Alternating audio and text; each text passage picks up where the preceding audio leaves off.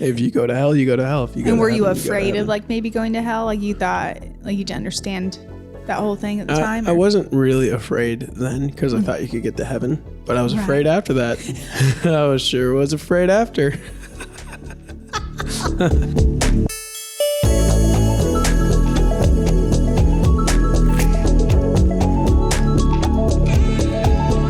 Welcome back to Stuff That We Like / Enjoy, at least at this point in time. I'm Caleb. And I'm Christina. And we're the Castanedas. And today we're going to be doing something a little bit different. First off, I apologize for how I sound. I am getting over one of the worst colds I've had in like 5 years. But we're You sound the best you have in about a week. So yes. Good job. Yeah, I'm on the mend, to be sure.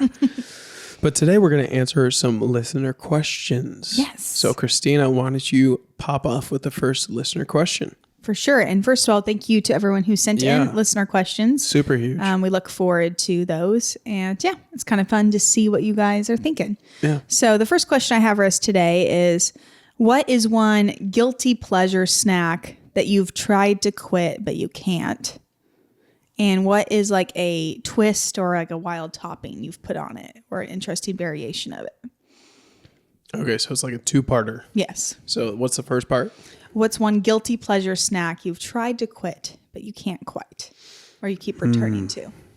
Guilty pleasure snack I can't quit. I would say meat. Okay. And it's not necessarily a snack unless you have like a meat stick. Yeah. But I remember we did our whole vegan thing for a couple months and we felt way better afterwards. Yep. But then went back to meat just because it was so delicious. And so it is a guilty pleasure in my life. Nice. And so I would say for me, it's definitely meat. Okay. And what is, like, speaking of meat, a wild topping or a twist that you've put on it? Oh man. I don't know how wild we can get with meat, but well, this is the classic. I put something on meat that's people consider disgusting, and that's ranch. yeah. Yeah, it's my classic go-to thing to tell people that's disgusting that I like is ranch on ground beef that is held within a piece of white bread. And So a Wonder Bread taco yes, with ranch. with ranch. It's pretty rough. Yeah, it is rough. Remember you telling me that when we first started dating? I know. I was like, I don't know about I this remember guy. you looking at the door too, being like, I don't know. It's like, now's the time to make a break. Yeah, it's real early. Yeah. It's still you can still go. Yeah. Movie hasn't started. Anyways, what's yours? Oh, I don't know. Not to sound like I'm all cool or whatever, but I don't really do guilty pleasure stuff very much. I guess maybe the closest would be is we have popcorn a couple nights a week. We have a popcorn maker, and so I make it with coconut oil and salt, and it's quite delicious. As for like a wild topping on it, I've made it with beef tallow a couple times. That is like pretty wild. drippings we had from making like a roast or something. Drippings is the worst way to put that. From drippings. Yeah, I made it from the meat drippings. Yes. So that was pretty good. That was really I did good. have a friend though in college who he liked to dip his popcorn into pickle juice or sprinkle a little bit of pickle juice on it. I've heard that's good. So I tried it once or twice and it wasn't bad, but obviously the popcorn gets kind of salty. I mean, soggy. And so you'd have to kind of one piece at a time kind of a situation. But yeah. Okay. Yeah. Okay. So, you said popcorn? Mm-hmm. Okay. Yeah. It used to be a piece of dark chocolate and a little bit of cookie butter from Trader Joe's. Oh, yeah. That was a real good guilty pleasure, but we stopped doing that We about. had to kick that. Yeah. Because that was really bad for both We of realized us. we were eating like half a bar of chocolate and a healthy amount of cookie butter every night. Like every single Yeah. night. Okay. This is a question about fitness. Okay, great. So, how do you stay motivated to work out when you're exhausted or when you're mentally burnt out? I guess, yeah, if I'm physically exhausted, then it actually is good to take a little bit of a pause from working out hard is Yeah. what I tend to do. Instead of going for a run, I might just go for a walk, or just do some more like stretching or something like that. Because I think that regardless of how you feel, it often is still most of the times beneficial to go for a short 10-minute walk or stretch. Yeah. So that would be a motivating factor, is just knowing that like this will make me feel better even if I'm exhausted. And you're still hitting your maybe that you want to work out 5 times a week goals. But if you're not physically up to the task of doing a hard workout, that a little something movement is better than nothing. Exactly. And what was the second part of the question? Or too mentally burnt out. Oh, I think mentally, I enough times I've felt so mentally burnt out, and then I've gone and worked out, and it makes me feel so much better. Yeah. So just reminding myself that I will feel better most likely after I do this. And I think that physical activity is a helpful way for me to relieve mental stress or kind of clear my head, because I process best when I'm like moving or doing something. Totally. Rather than just sitting there. So I don't know if that's a full answer, but kind of my thoughts I on think it. that makes sense. Yeah. What about you? I think I'm along the same lines. I actually don't really believe in motivation. Okay. I'm more a fan of building systems that keep you accountable. Or discipline. Or Yeah. discipline is a better word for it than motivation. But if you were to use motivation to push yourself past when you're exhausted, I'm in your camp, and I say don't do that. Yep. Because you can really hurt your body. You take my case, for example. I pushed my body too hard. I came back and worked out and From the ultra marathon. From the ultra marathon, tried to work out and tried to be normal. And then I got wicked sick. So I only got a little sick. Yeah. Don't push through it, but do something. So if you're supposed to run 5 miles that day, but your body is exhausted, go outside for 30 minutes and take a walk. Do something to get your blood flowing. That's good. And then if you're mentally burnt out and you need motivation to go work out, I would say you need to actually take some time and sit down and write out why you're working out. Because you don't, if you're looking for motivation, you need an answer to that question. And to be a healthy answer. Yeah. You don't just need to push through. You need to actually think about this and be like, okay, why am I working out in the first place? Because that is going to keep you going long after the Instagram reel that motivated you to run that day will. You know what I'm talking about? Yeah, totally. Yeah. So figure out your why. Okay. Yeah. I like that. And what about you for the mental part? Does that kind of pair in there? I think that Okay. that's what I was talking about. Okay, You have to yeah. figure out your why. Yeah. And then that'll help you push past the mental burnout every single time. That's great. Yeah. Cool. Good question. Thank you. To whoever sent that in. I know. It's not mine. You're just emailing from your email address. Here's a listener question. Okay. I liked this one. What is a habit you've broken that's totally changed your daily routine or life for the better? And what is one you're trying to build right now, even if you're not doing that great at it? So a habit you've broken and how it changed you for the better, and then one you're trying to develop. A habit I've broken. That's tough. I would say the habit of always having to having to listen to something. Today we have this thing in our pockets that that has Spotify, so you can be listening to music or podcasts or YouTube or whatever all day long. Yeah.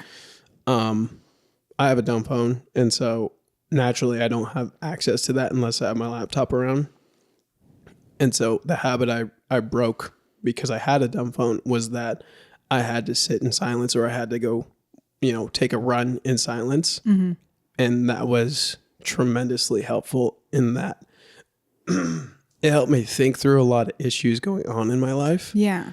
That I wouldn't have thought about, or wouldn't have taken the time to think about as readily as I did because I had to. You know what I'm talking about?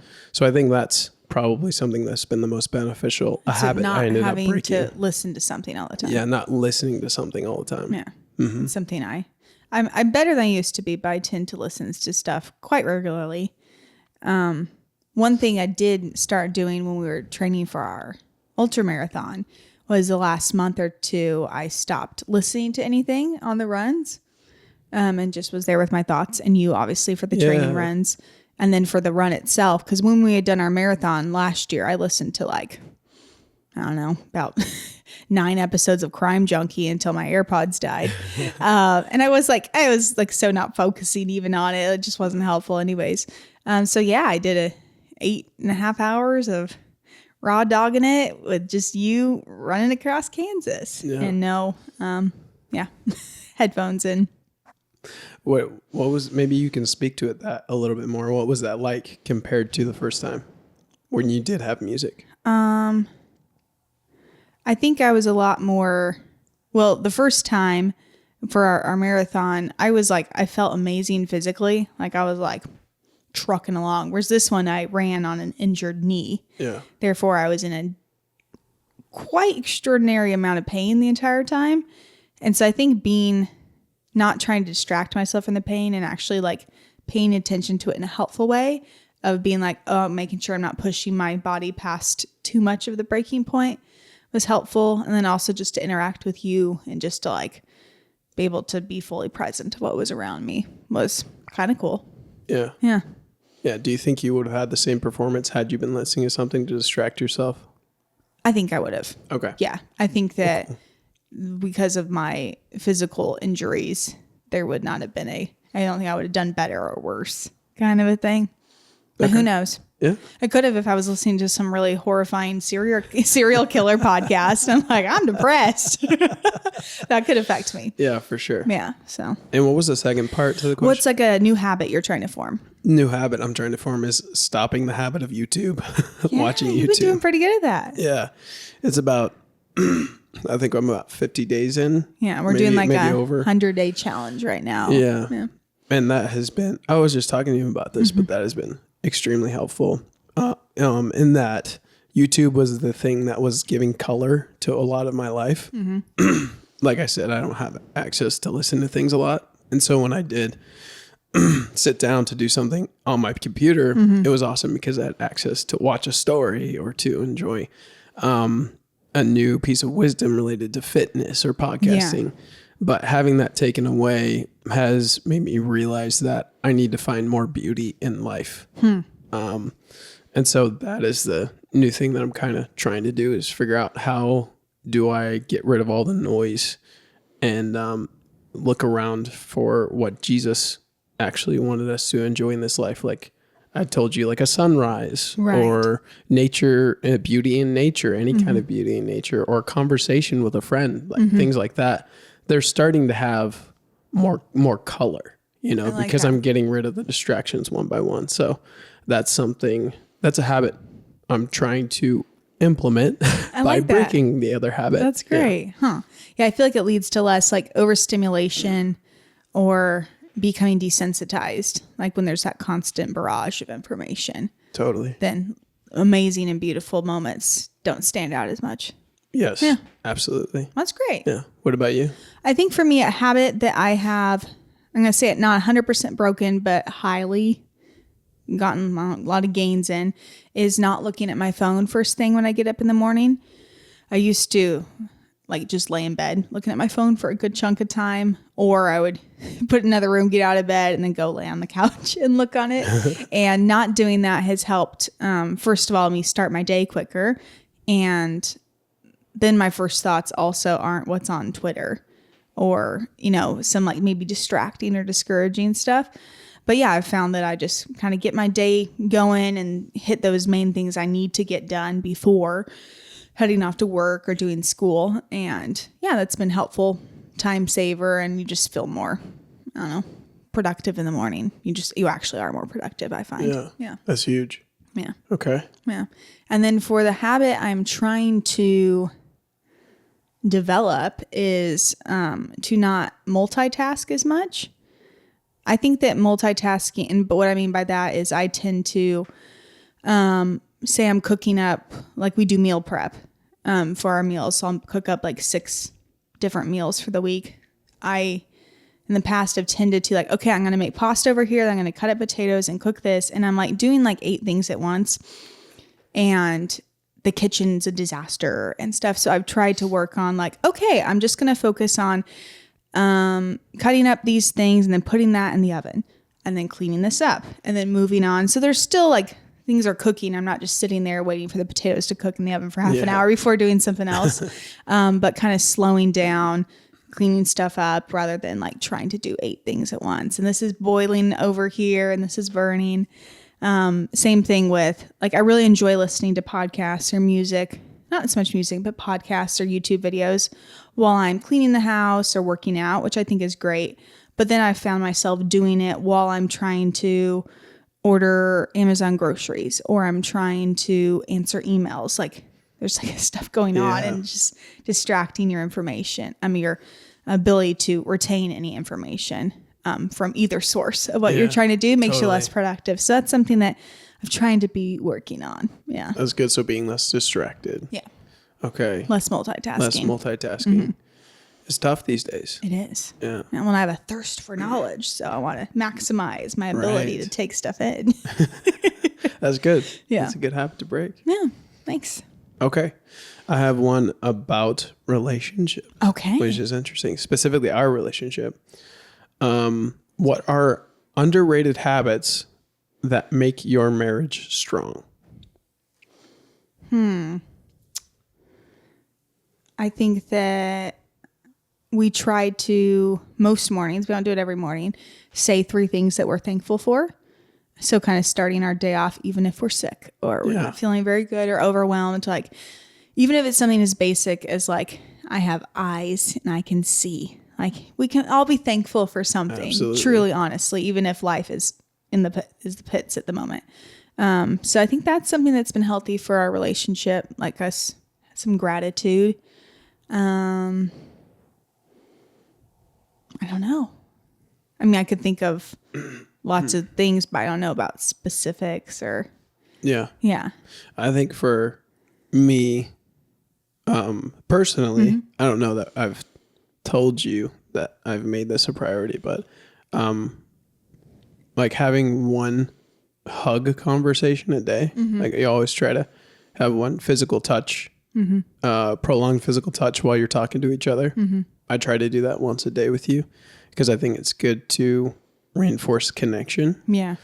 And then also always asking, in the morning, like, what are you doing today? Yeah. What's going on with your day? That's great. Like, taking the time to, not only do our thankfuls, but to make sure that you're on the same page as your partner for the rest of the day. That's and if great. you have any scheduling conflicts or anything, you resolve them first thing in the morning. So I think that's super helpful in a more strategic way when it comes to our marriage. Yeah. I think that's great. I think also we usually try to ask each other, is there anything I can do for you today or like help you out? Yeah. Because sometimes like, oh, you need me to return some camera equipment to the videographer and you're working on hours that day, something like that. And most of the time there's nothing really that we need from each other, but just asking, like, you know, feeling like, oh, he cares about helping me out, even if like I don't need any help that day. Yeah. I think is helpful. And we also eat like most dinners together. Most every night we eat dinner together. Yeah, that's important. Yeah, I unless feel I'm like. working late or you're working late. So I think that's good. Yeah. Yeah. Yeah, I like that. I think there's one more. Oh, it just popped in my head while you're talking. Financial habits. I think that's a habit that we have kind of been shoring up Yes. these last probably year and a half of marriage and figuring it out together. We've tried some different habit building exercises around finances, but really just getting on the same page. Yeah.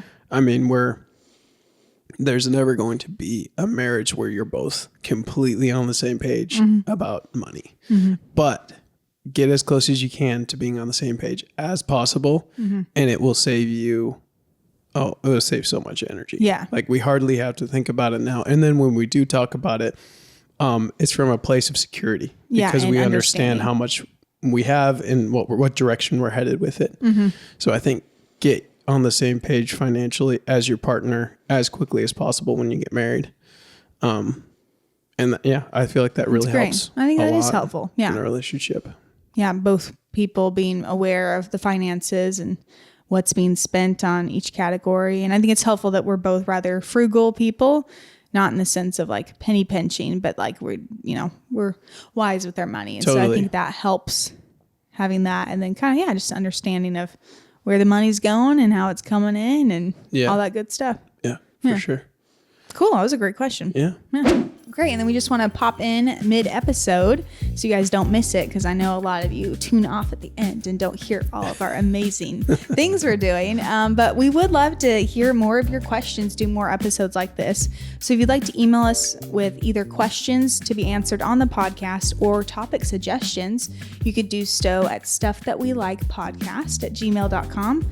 Also, if you could give us a like or a follow on whatever streaming service or YouTube or Spotify, Apple Podcasts, whatever. Follow, like, share, all that good stuff helps more people find out about us and you guys not to forget that we exist. So give us a like, email us, all that good stuff. All right. So I really liked this one.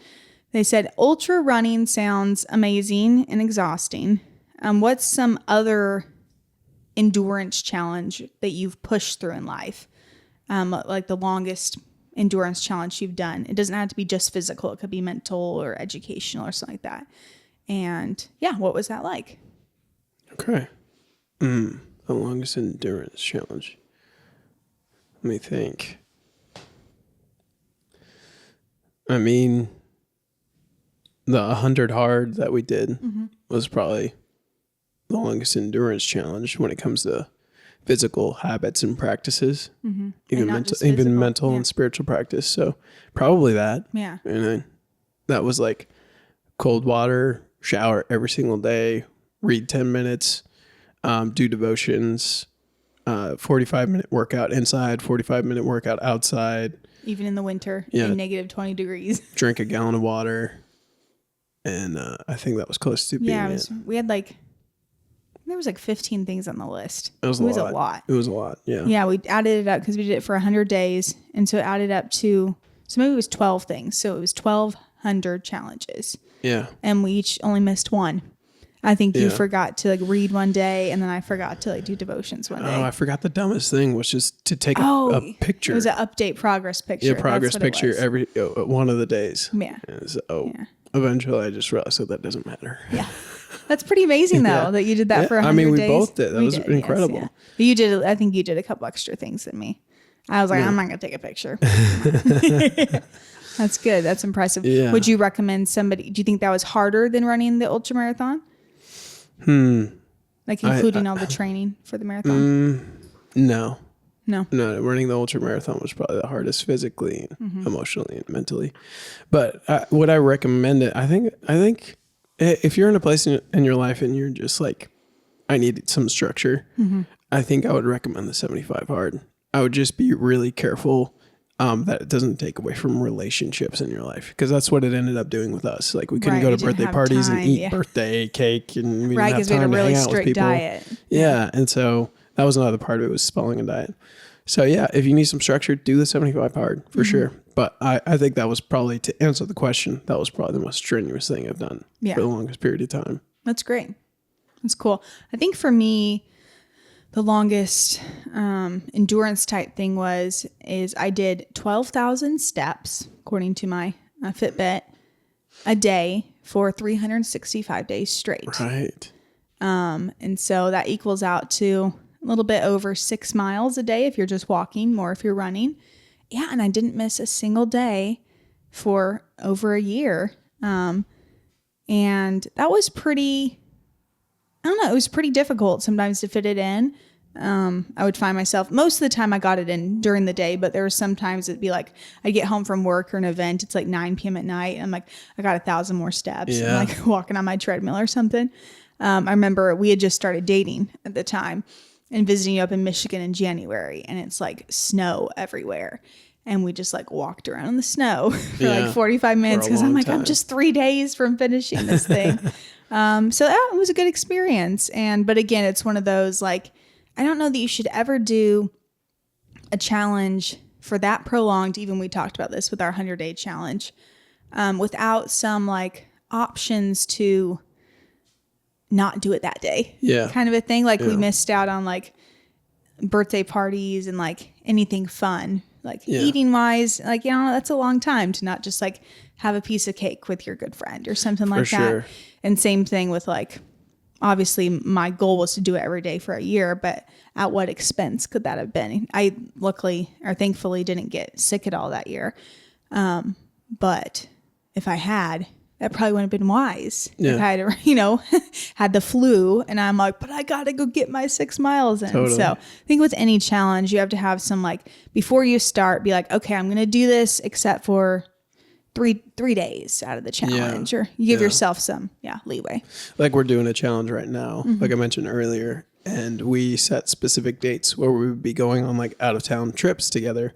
And we're like, okay, on that day, we get to have a meal that we enjoy and can be totally off of our diet. And so that you have to build those things into your challenges sometimes. I think that, excuse me, for people that are really wanting more structure in their life, doing the 75 hard, like I said earlier, might be beneficial. Yep. But it really takes like 30 days to break or build a habit. And so if you want to just do 30 days, that's okay, and probably on the more healthy side. Yes. Because that's how long it takes to break or build a habit. So like you're saying, just weigh the pros and cons and build in your own escape hatches. Exactly. Like if you're wanting to get into running, you don't have to sign up for an ultra marathon.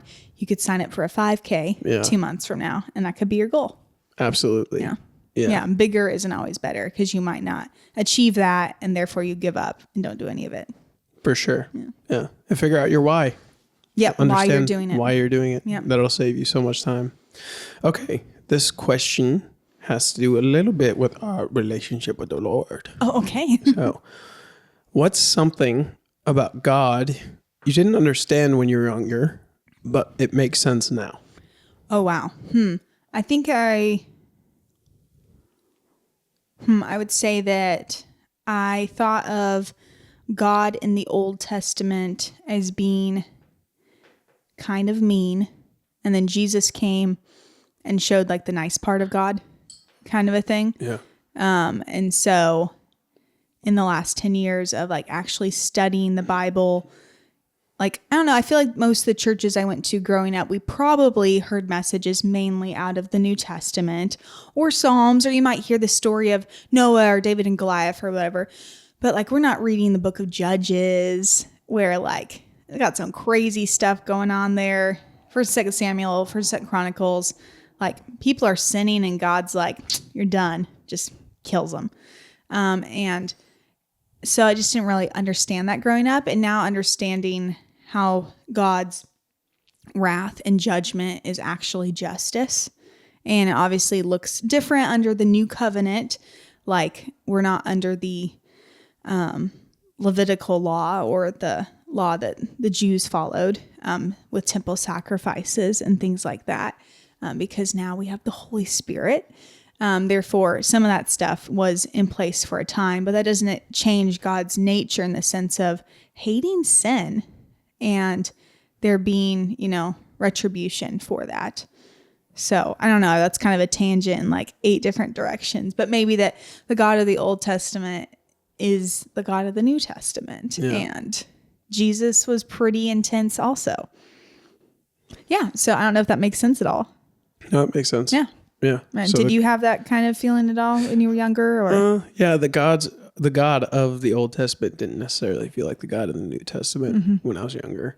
Yeah, but it's really interesting going through the Old Testament now, which you've been doing the Bible in like 30 days. I'm trying to listen through the Bible on the Bible app in 30 days. Right. So you're like in the depths of the Old Testament right now. Oh my gosh. Yeah. Just listen. If you listen to the whole book of Leviticus in one go, it's wild. Not bad. The book of Judges, I'm like, oh my gosh, everybody was wicked. Yeah. Kill them all. Yeah. That's good. That's a good answer. Yeah. I like that.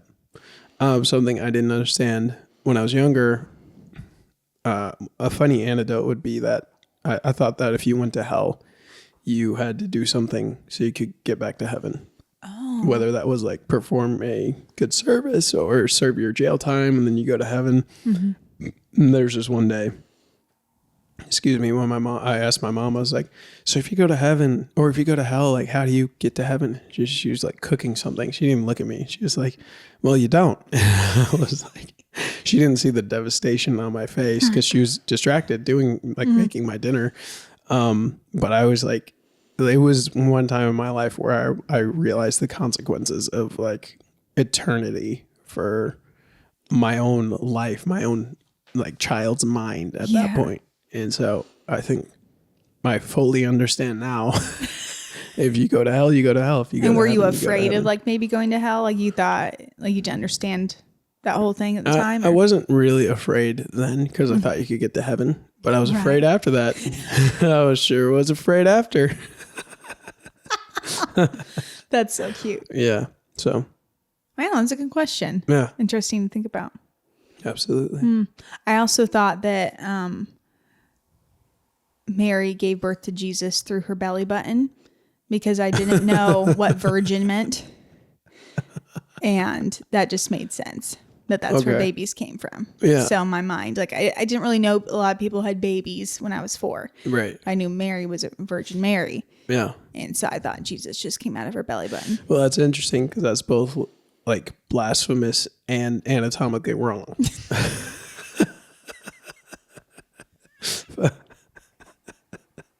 I love it. How is it blasphemous? Saying that Jesus came out of Mary's belly button, I feel like it's blasphemy. Okay. It's not true biblically. It's a new heresy. The belief in the virgin belly button birth. Yeah. Yeah. Father, son, and belly button boy. Yeah. Oh, wait. He would be the son. Yeah. Hang on. Yeah. Okay, never mind. Well, cool. Do you have any more Need questions? to tell you something. About your belly button. Oh. I do have one more. Yeah. It's a Okay. fun one if we want to end on Yeah, this. let's do it.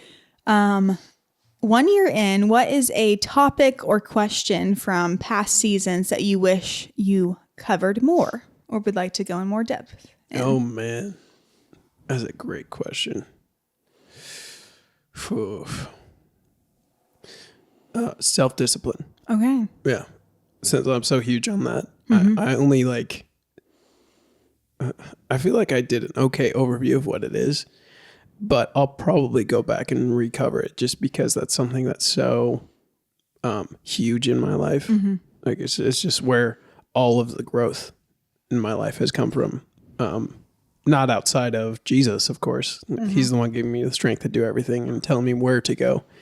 But he's also helped me to build self-discipline through different habits. So that's the one topic. If I could go back, it was a question. Yeah. If you I could go back and like go more in depth on it or recover. That's Yeah. the one topic for sure. Self-discipline. That's great. Yeah. I think that for me, the milk episode, on, like why Really? milk is bad for you. I just think that was so fun. I think it was probably one of our first like 3-4 episodes. Yeah. I think it'd be kind of, now that we've been podcasting for over a year, it'd be kind of fun to like Go back and cover in a better Yeah. sense kind of a thing. Or I've really enjoyed the ones I've done on like historical figures like Harry Houdini or Edgar Allan Poe. But I would like to do more of those like historical figures, but in a way that's more like conversational, because I feel like with those, or even the Ripley, believe it or not, guy. I forget Yeah. his first name, poor guy.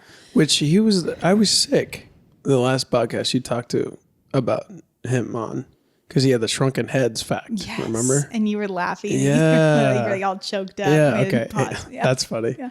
That's random. But yeah, I want to try and figure out how to, share my interest in historical figures in a way where I'm not just like reading to you a biography of facts for 20 minutes, something that's Same. more engaging between each other and for listeners. So I'm trying to figure out a better way to do that. Yeah. Yeah. So we'll keep working on it. Yeah. Fine tuning it. Cool. Well, maybe that'll be a cool little thing that we do in the future is to bring up a topic that we've done before and kind of go a little bit deeper. So anybody out there who has topics that they liked, feel free to shoot us a message and we'll go deeper Yes. and try to share a little bit more of our knowledge around that Yes. or our research. If we don't have that knowledge, We will get it. we'll get it. We'll find it. Sounds good. Cool. Well, lastly on this podcast, we like to recommend something. Yes. So, babe, what do you recommend to these lovely stuffies out there? It works. And your voice it is works really today because going I am away. stuffy. All right, go for it. I would recommend that if you're going on a trip where you're going to be spending a little bit more time in your hotel room rather than just like being like when we go on a national park trip, we're out in nature for 12 hours a day. We come back and crash. But if you're more on a trip where you're going to be in your hotel room more, pay the extra $25-$30 a night to get a nicer hotel room. Yeah. We just got back from a weekend trip and we went to a Hilton Inn Suites and paid like $20 more than like the danky motel that we normally stay in. And it was so much more enjoyable. So much also, more. you were quite sick. Therefore, we spent a lot of time actually in the hotel room. But yeah, it's worth it if you're going to be spending any amount of time at the hotel rather than just crashing there, to have it be a little cleaner, a little less nasty, Oh, for sure. more enjoyable. Yeah. No, 100% agree. Because it had like a dishwasher, it had a stove, a microwave, a full-size fridge, and it wasn't that much more. And maybe even reconsider, because Airbnb rentals have gotten so pricey in so many places. And this was less expensive than an Airbnb. And it had a dishwasher and a fridge and cookware in it. And we did have a birthday party of drunk people in the room next to us the first night. So that was interesting. Yeah. So an Airbnb, you might not experience that. Yeah. But on the plus side, we just got to go talk to the hostess downstairs, and they went and yelled at them. Whereas if you're in Airbnb, you don't got anybody to do that unless I guess you call the cops. But yeah. Would have taken longer for sure. So that's my recommend. Good recommend. Spend that extra $20 a night. Yeah, for sure. I recommend watching the Superfan episodes of The Office. We just watched through the whole Office with the Superfan episodes, and it's like a different show. Mm-hmm. I kind of have to separate the regular Office and the Superfan episodes because the characters come off so differently. Mm-hmm. Like the extra scenes that they decide to add back in really like skew your perspective of some of the main characters. Mm-hmm. And it was like, it was more enjoyable in some senses and less enjoyable in others. Yeah. And that's why I would say it's like a complete different show. So you get to enjoy it as that and not as like a rewatch of The Office. Mm-hmm. So I would say if you're looking to freshen up that yearly Office rewatch, go do the Superfan episodes. They're great. Fun. That's fun. And for people who don't know, the Superfan episodes are pretty much, they took 10 minutes of deleted scenes and put them into each episode. Yeah. So you're getting all these extra scenes. And like the first season or two, I'm like, you do not like Michael Scott. Oh, no. At all. Because like they cut a lot of the scenes where he's just kind of a butt. He's just a petulant child. Yeah. So. Yeah, but I will put the caveat on this. I didn't rewatch the first season with the Superfan episodes. Oh, we didn't, did we? Because I don't watch that season anyways. It's just everybody's trying to get their character down in that season. So I always start The Office at season 2. Nice. So I will say I didn't watch the first season. So there we go. Good caveat. Mm-hmm. Awesome. All right. Lastly on this podcast, we like to tell you about a few things we have going on. Christina has a Instagram. It's called See Joyfully. You can follow her on there. I have an Instagram called Caleb C Media. And I shoot photography, video, and write music. So if you need any of those done, go ahead and reach out. You can also reach out by email to me at calebmcastaneda@gmail.com. We have a podcast company called Moodwave Media. Tell them about it, babe. So it's not quite a podcast company. It's a media, so true. A media company to highlight churches and nonprofits, mainly in the Kansas City area. So if you would like a video filmed of your ministry and have a recap of that, you can reach out at moodwavemedia@gmail.com. And also if you would like to be on the Moodwave Media podcast, you can connect that way as well. For sure. And to distill that down even further, we are basically a social media marketing company for churches and nonprofits. So if your social media feed needs help, you don't know how to do it, you don't want to do it, we do photography, videography, and we help post graphics as well. So hit us up if you need that. It's great. Cool. Also, I think it should be illegal for it to be dark at 5:06 p.m., which is the time that we were wrapping up this podcast. Just want to throw that out there. Whatever we can do to fix this. Yeah. We'll put some money behind it. We'll see. All right. Sounds good. Well, thank you for joining us on Stuff That We Like / Enjoy, at least at this point in time. And we'll see you next week. Bye. Bye.